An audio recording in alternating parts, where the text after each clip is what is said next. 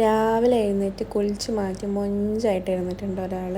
എന്തിനാണെന്നറിയില്ല, എപ്പോഴും എഴുന്നേറ്റ് കഴിഞ്ഞാൽ ഇതേപോലെ രാവിലെ എഴുന്നേറ്റ് കുളിച്ച് ഷൂ ഒക്കെ ഇട്ട് റെഡി ആയിട്ടിരിക്കും. പിന്നെ ഞാൻ മോനിക്ക് ഇന്നലെ ഫ്ലിപ്കാർട്ടിൽ നിന്ന് ഒരു വാട്ടർ ബോട്ടിലും ബാഗും വാങ്ങിച്ചിട്ടുണ്ടായിരുന്നു. ഫ്ലിപ്കാർട്ടിൽ 1 ഡേ ഡെലിവറി ഉണ്ട് കേട്ടോ. അപ്പം നമുക്ക് ഒരു ദിവസം കൊണ്ടൊക്കെ ചില ഐറ്റംസൊക്കെ കിട്ടും. അപ്പം ബാഗും വാട്ടർ ബോട്ടിലും വാങ്ങിച്ചിട്ട് ടോട്ടൽ 500 ആണ് ആയത്. ഈ ബാഗിന് 350 റുപ്പീസേ ഉള്ളൂ കേട്ടോ. ഞാൻ അത്യാവശ്യം എല്ലാ സാധനങ്ങളും ഫ്ലിപ്കാർട്ടിൽ നിന്ന് തന്നെയാണ് ചെറിയ റേറ്റിൽ വാങ്ങാറ്. അപ്പം ബാഗ് റഹാൻ ഇടുന്നതിനെക്കാട്ടി മുമ്പായിട്ട് നെനൂസ് ഇട്ടിട്ട് പോയി.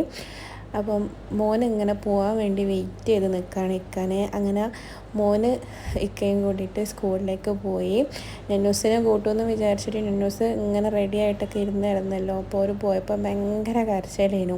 അങ്ങനെ കരഞ്ഞിട്ട് എൻ്റെ അടുത്തോട്ട് ഓടി വന്ന് കണ്ടപ്പോൾ സങ്കടമായിപ്പോയി. പാവം രാവിലെ എഴുന്നേറ്റിരുന്നതാണ്. അങ്ങനെ പിന്നെ നെന്നൂസിന് ഞാൻ അവൻ്റെ ടോയ്സൊക്കെ എടുത്തു കൊടുത്തപ്പോൾ അവനൊന്ന് ഹാപ്പിയായി.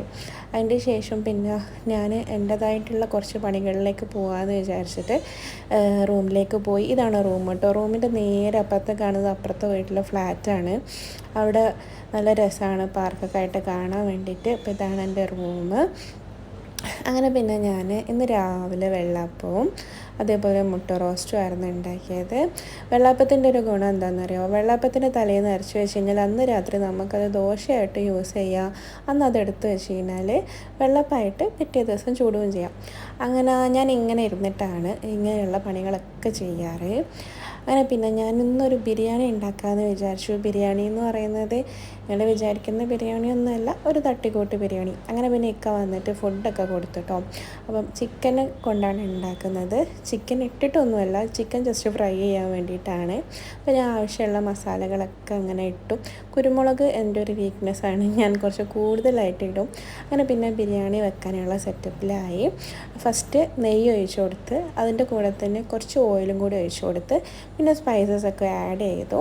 പിന്നെ 2 ഉള്ളിയും ഒരു തക്കാളിയാണ് എടുത്തത്. ഒരു 4 പച്ചമുളക്, ഒരു കഷ്ണം ഇഞ്ചി, ഒരു അല്ലി വെളുത്തുള്ളിയൊക്കെ ഇട്ട് ഒന്ന് ഗ്രൈൻഡ് ചെയ്തിട്ടാണ് ഇതിനകത്ത് മിക്സ് ചെയ്ത് കൊടുത്തത്. അങ്ങനെ പിന്നെ ഇതൊന്ന് ഗോൾഡൻ നിറാവുന്ന വരെ ഒന്ന് വഴറ്റി കൊടുത്ത് അതിന് ശേഷം ഒരു ഇത്തിരി മഞ്ഞൾപ്പൊടിയും കുരുമുളക് പൊടിയും പിന്നെ ഇതൊരു ബിരിയാണി മസാലേൻ്റെ പൗഡറാണ്. കൈമ ഗോൾഡിൻ്റെ റൈസ് വാങ്ങിച്ച സമയത്ത് അതിൻ്റെ കൂടെ കിട്ടിയതാണ് കേട്ടോ. പിന്നെ ഇത് ഒരു ക്യൂബാണ് ചിക്കൻ്റെ, അത് ഞാൻ ജസ്റ്റ് പൊടിച്ച് വെച്ചതാണ്. പിന്നെ അതിൻ്റെ കൂടെ കുറച്ച് ലൈം ജ്യൂസും കൂടി ഒഴിച്ച് കൊടുത്തിട്ട് മിക്സ് ചെയ്തിട്ട് അരിയും കൂടി ഇട്ട് കൊടുത്തു. അപ്പോൾ ഞാനും ഒക്കെ മാത്രമേ ഉള്ളതുകൊണ്ട് കുറച്ചേ ഉണ്ടാക്കിയിട്ടുള്ളൂ. ഇതൊക്കെ ഉണ്ടാക്കിയിട്ടും എനിക്ക് ഏറ്റവും സങ്കടം എന്ന് വെച്ച് കഴിഞ്ഞാൽ എനിക്കിതൊന്നും കഴിക്കാൻ വേണ്ടി പറ്റുന്നില്ല. അങ്ങനെ പിന്നെ നല്ല ചൂട് വെള്ളം ഒഴിച്ച് കൊടുത്തിട്ട് ഇങ്ങനെ അടച്ച് വെച്ച് കൊടുത്തു. ഒരു 20 മിനിറ്റ് ലോ ഫ്ലെയിമിലിട്ട് വെച്ച് കൊടുത്തപ്പോഴത്തേക്കും റൈസ് റെഡിയായി. അപ്പം ഇതാണ് റൈസ്. നല്ല ടേസ്റ്റിയാണ് കേട്ടോ. ഈസി ആയിട്ടൊക്കെ ഉണ്ടാക്കാൻ വേണ്ടി പറ്റും. അതിൻ്റെ മുകളിൽ കുറച്ച് മല്ലിയിലയും കറിവേപ്പിലയൊക്കെ ജസ്റ്റ് ഒന്ന് ഗാർണിഷ് ചെയ്ത് വെച്ച് കൊടുത്തു. അപ്പോഴത്തേക്കും ഞാൻ ചിക്കൻ മിക്സ് ചെയ്തതൊന്ന് റെഡിയായിട്ട് വന്നിട്ടുണ്ടായിരുന്നു. അത് ഞാൻ പൊരിച്ച് ഫ്രൈ ആക്കി വെച്ച് കൊടുത്തിട്ടുണ്ട്. അപ്പം ഇതാണ് ഇന്നത്തെ ഉച്ചക്കത്തെ ഡിഷ്. ഇത് നമുക്ക് ഇന്ന് ഉച്ചക്കും രാത്രിയും കൂടി എടുക്കാൻ വേണ്ടിയിട്ടാണ് ഉണ്ടാക്കിയത്. ഹലോ, എല്ലാവർക്കും സുഖമാണല്ലോ. അപ്പം ഇന്നും ഇതേപോലെയുള്ള വിശേഷങ്ങളൊക്കെ ആയിട്ട് ഇങ്ങനെ പോയിക്കൊണ്ടിരിക്കുന്നു. ഇന്നലെ ഞാൻ വീഡിയോ ഇട്ട സമയത്ത് ഒരുപാട് കമൻറ്റ്സ് കണ്ടു. ഭയങ്കര സന്തോഷമായി ഈ കമൻറ്റ്സ് കണ്ടപ്പോൾ. പിന്നെ അതിൻ്റെ ഇടയ്ക്ക് സിസ്റ്ററിൻ്റെ ഒരു കാര്യം ചോദിച്ചിട്ടുണ്ടായിരുന്നല്ലോ. അപ്പം ഞാൻ അവർക്ക് റിപ്ലൈ കൊടുത്തിട്ട് പിന്നെ എനിക്ക് മെസ്സേജ് ഒന്നും വന്നിട്ടില്ല. പിന്നെ അത് ചോദിച്ചതിൻ്റെ കാരണം എന്താണെന്ന് വെച്ച് കഴിഞ്ഞാൽ ഈ സിസ്റ്റും എൻഡോമെട്രീസായിട്ട് ഒരുപാട് ഡിഫറൻസ് ഉണ്ട്. അപ്പം ആ ഒരു സ്കാനിങ്ങിൽ സിസ്റ്റ് ഉണ്ട്, പിന്നെ എൻഡോമെട്രീസിൻ്റെ തുടക്കമെന്ന് പറയണമെങ്കിലുണ്ടല്ലോ ആ എൻഡോമെട്രീസ് വരാനുള്ള റീസണും കാര്യങ്ങളൊക്കെ എന്താണെന്നുള്ളത് ടെസ്റ്റ് ചെയ്ത് നോക്കണം. ഇപ്പോൾ നോർമൽ ഒരു സിസ്റ്റ് ആണെങ്കിൽ ആ സിസ്റ്റ് പെയിൻഫുള്ളാണോ അല്ലെങ്കിൽ ഏത് രീതിയിലുള്ള സിസ്റ്റാണെന്നും കൂടിയും ഡയഗ്നോസ് ചെയ്യണം. അതിൻ്റെ ശേഷം മാത്രമാണ് കുഴപ്പമുള്ളതാണോ അതോ വേറെ എന്തെങ്കിലും പ്രോബ്ലം കൊണ്ട് വരുന്നതാണോ എന്നൊക്കെ അറിയാൻ പറ്റുള്ളൂ. അപ്പം എനിക്ക് ഓൾറെഡി ലെഫ്റ്റ് സൈഡിൽ ട്രിപ്പിൾ സിസ്റ്റും റൈറ്റ് സൈഡിൽ സിമ്പിൾ സിസ്റ്റുമാണ് ഉള്ളത്. അപ്പം ലെഫ്റ്റ് സൈഡിലുള്ള സിസ്റ്റം കോംപ്ലക്സ് സിസ്റ്റാണ്, ക്യാൻസറിൻ്റെ സിസ്റ്റാണ്. Right സൈഡിലുള്ളത് simple സിസ്റ്റാണ്. അതിന് പ്രത്യേകിച്ചിട്ട് മോശമായ അവസ്ഥയില്ല എന്നാണ് പറഞ്ഞത്. അതിനെക്കുറിച്ചിട്ട് കൂടുതലായിട്ടുള്ള ചെക്കപ്പിനൊന്നും നമ്മൾ പോയിട്ടില്ല.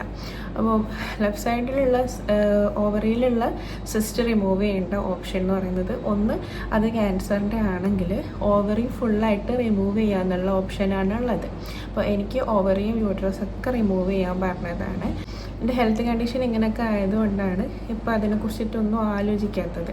പിന്നെ ഈ എൻഡോമെട്രീസ് എന്ന് പറയുന്നത് നമ്മളെ ശരീരത്തിൽ എവിടെ വേണമെങ്കിലും വരുന്ന ഒരു സംഭവം.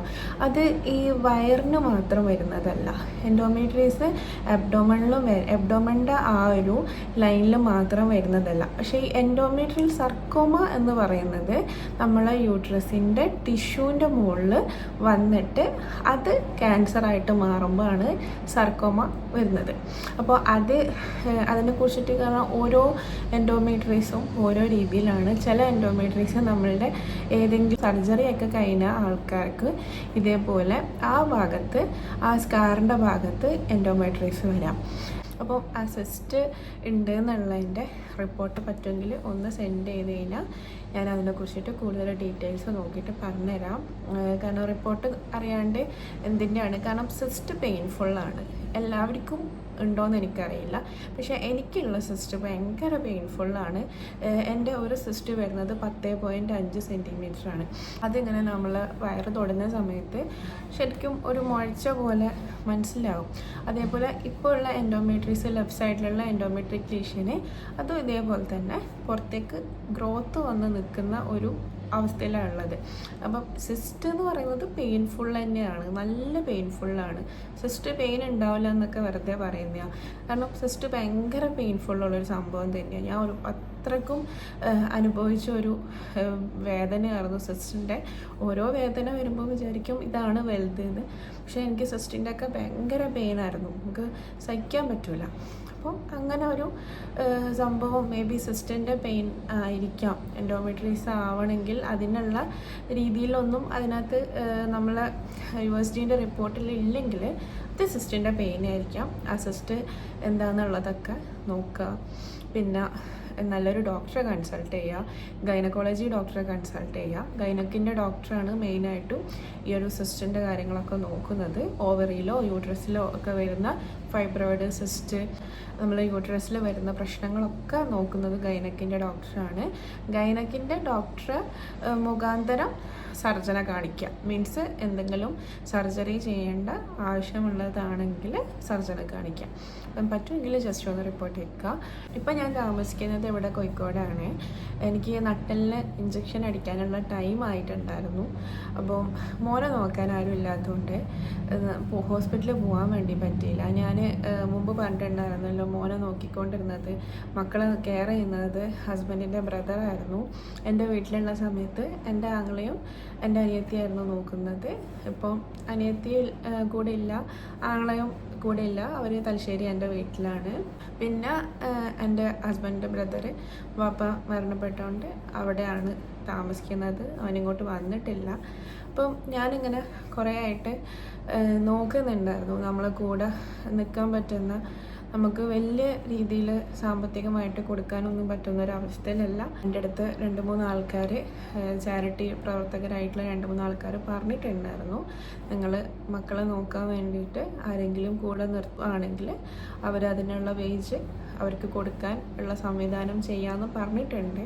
അപ്പം നിങ്ങൾക്ക് ആർക്കെങ്കിലും അറിയുന്ന ഏതെങ്കിലും ആൾക്കാർ, എന്താ പറയുക, വളരെ സ്ട്രെസ്ഫുള്ളായിട്ട് കൂടെ നിർത്താൻ പറ്റുന്ന, ഞാൻ ഹോസ്പിറ്റലിലൊക്കെ പോകുന്ന സമയത്ത് എൻ്റെ മക്കളെ ജസ്റ്റ് കെയർ ചെയ്യാനൊക്കെ ആരെങ്കിലും ഉണ്ടെങ്കിൽ ജസ്റ്റ് ഒന്ന് എനിക്ക് പറഞ്ഞു തരണം. എനിക്ക് അതിനെക്കുറിച്ച് കൂടുതൽ പറയാനും അറിയില്ല. മുമ്പ് എന്താ പറയുക, നമുക്ക് ഇപ്പം ഒരു ഹോസ്പിറ്റലിൽ പോകണമെങ്കിൽ പോലും മക്കളെ നിർത്തിയിട്ട് പോകാൻ പറ്റുന്ന ഒരവസ്ഥയല്ല. ഇപ്പം എനിക്ക് മുമ്പൊക്കെ ആയിരുന്നെങ്കിൽ ഇക്കാണെങ്കിൽ ഒരാളെടുക്കും, പിന്നെ ഒരാൾ നടന്നോളും, പ്രശ്നമില്ല. അപ്പോൾ എനിക്ക് നടക്കുന്നതിന് ബുദ്ധിമുട്ടുണ്ടായിട്ടില്ലല്ലോ. പക്ഷേ ഇപ്പോൾ എനിക്ക് നടക്കുമ്പോൾ ബുദ്ധിമുട്ടുള്ളതുകൊണ്ട് ഞാൻ വോക്കർ പിടിക്കുന്ന സമയത്ത് എനിക്ക് മക്കളെ ശ്രദ്ധിക്കാൻ വേണ്ടി പറ്റില്ല. അപ്പോൾ ഹസ്ബൻഡ് തന്നെ കെയർ ചെയ്യണം. പിന്നെ ഞാൻ പോകുന്ന ഹോസ്പിറ്റലൊന്നും മക്കളെ കൊണ്ടുപോകാൻ പറ്റുന്നൊരു സാഹചര്യമല്ല. ചെറിയ മോന് പ്രീമച്യൂർഡ് ആയതുകൊണ്ട് അവൻ്റെ ഇതായിട്ടുള്ള കുറേ ഇൻഫെക്ഷനും കാര്യങ്ങളൊക്കെ വരാൻ ചാൻസ് ഉള്ളതുകൊണ്ട് എല്ലാ സ്ഥലത്തും കൊണ്ടുപോകാനോ ഹോസ്പിറ്റലിൽ കൊണ്ടുപോകാനൊന്നും പറ്റാറില്ല. അപ്പോൾ എനിക്ക് സ്ഥിരമായിട്ട് കൂടെ നിൽക്കാൻ വേണമെന്നില്ല. ഞാൻ താമസിക്കുന്ന ഭാഗത്ത് ഉള്ള ആളാണെങ്കിലും കുഴപ്പമില്ല. എനിക്ക് ഹോസ്പിറ്റലിലൊക്കെ പോകുന്ന സമയത്ത് ഒന്ന് ജസ്റ്റ് കൂടെ വരാനും മക്കളെ ഒന്ന് കെയർ ചെയ്യാനും വേണ്ടി മാത്രമാണ്. പിന്നെ വീട്ടിലെ ജോലികളൊക്കെ എന്നെക്കൊണ്ട് പറ്റുന്ന രീതിയിൽ ഇരുന്നിട്ടൊക്കെ ഞാൻ ചെയ്യും. പിന്നെ മാക്സിമം ഞാൻ എൻ്റെ മൈൻഡ് ഫ്രീ ആക്കുന്നത് എൻ്റെ വീട്ടിലെ ജോലികളും ഇങ്ങനെയുള്ള ചെറിയ ചെറിയ ഓരോ കാര്യങ്ങളൊക്കെ ചെയ്തിട്ടാണ്. അപ്പോൾ ഇൻഷാ അല്ലാഹ് ബാക്കിയുള്ള വിശേഷങ്ങളുമായിട്ട് നാളെ കാണാം. അപ്പം എല്ലാവരും സുഖമായിട്ടിരിക്കുക, എല്ലാവരും കമൻറ്റ് ചെയ്യുക. നിങ്ങൾ ആർക്കെങ്കിലും ഞാൻ പറഞ്ഞ ഈ കാര്യത്തിൽ എന്നെ ഒന്ന് ഹെൽപ്പ് ചെയ്യാൻ പറ്റുമെങ്കിൽ ജസ്റ്റ് ഒന്ന് എന്നെ കോൺടാക്റ്റ് ചെയ്യുമോ അല്ലെങ്കിൽ എനിക്ക് ഇതിൻ്റെ വീഡിയോൻ്റെ അടിയിൽ ഒന്ന് കമൻറ്റ് ചെയ്യുകയോ ചെയ്താൽ മതി. ഇൻഷാ അല്ലാഹ് നാളെ കാണാം. Thank you.